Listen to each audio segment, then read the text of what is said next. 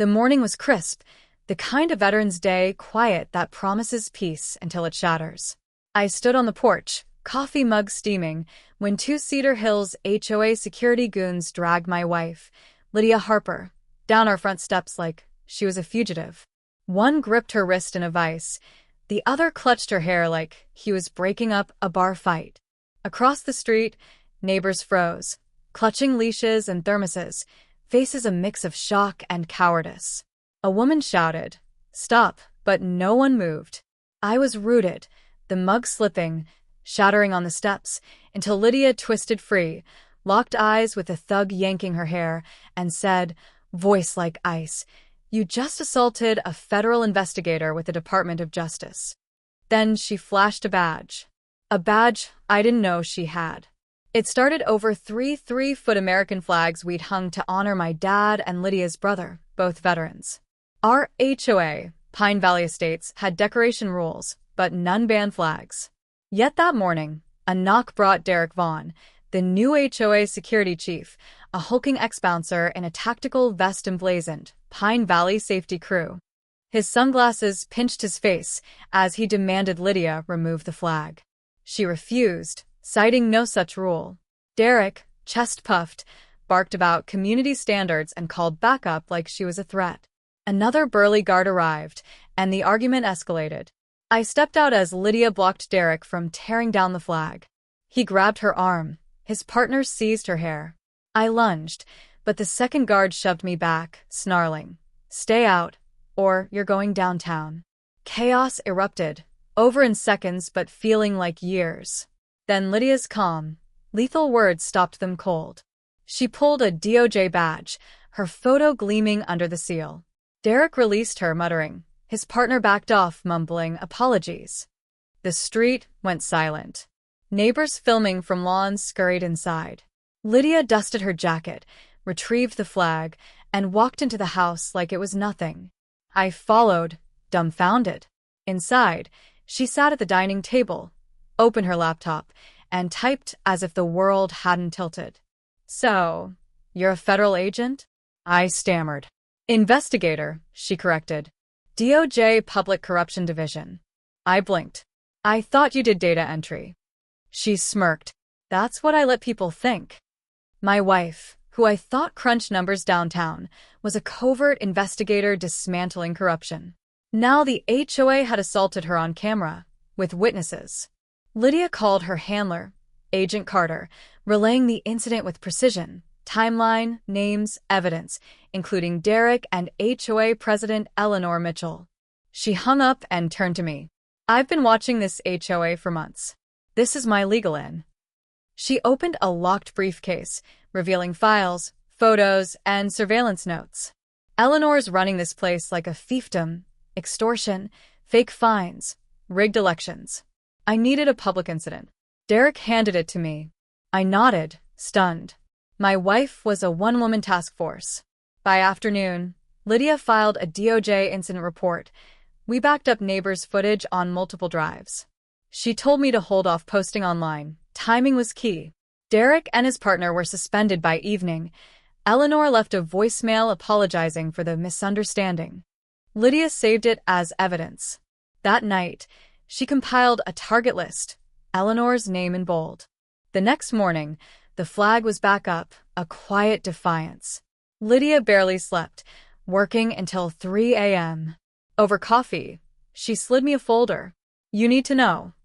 Inside were records of inflated invoices, emails plotting against residents, photos of Derek tailing homeowners, and tales of intimidation. An elderly couple's garden bulldozed, a man's cameras ripped out after catching guards trespassing. "Eleanor rules through fear," Lydia said. Now we hit back. Lydia's first move was subtle. She strolled Pine Valley Estates in workout gear, a hidden mic in her jacket, chatting with residents. Some whispered complaints, others spilled months of grievances.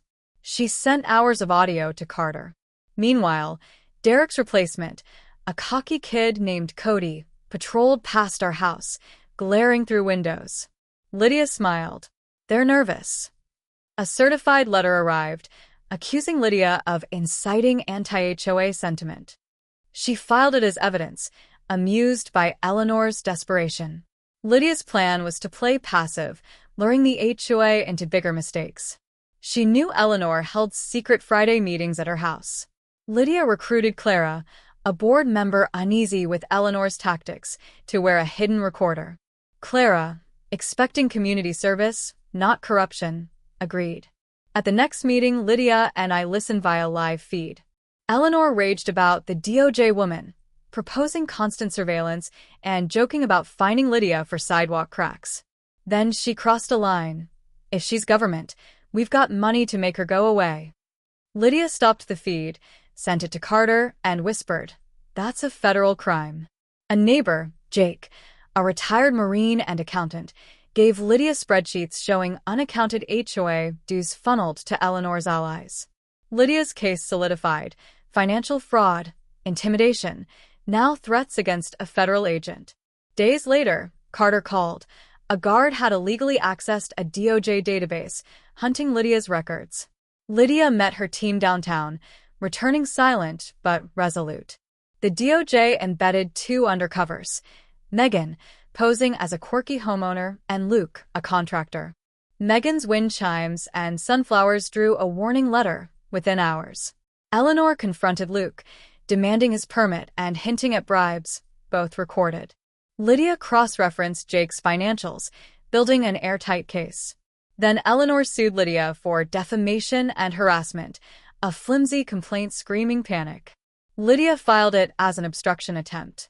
The final blow came at an emergency HOA meeting.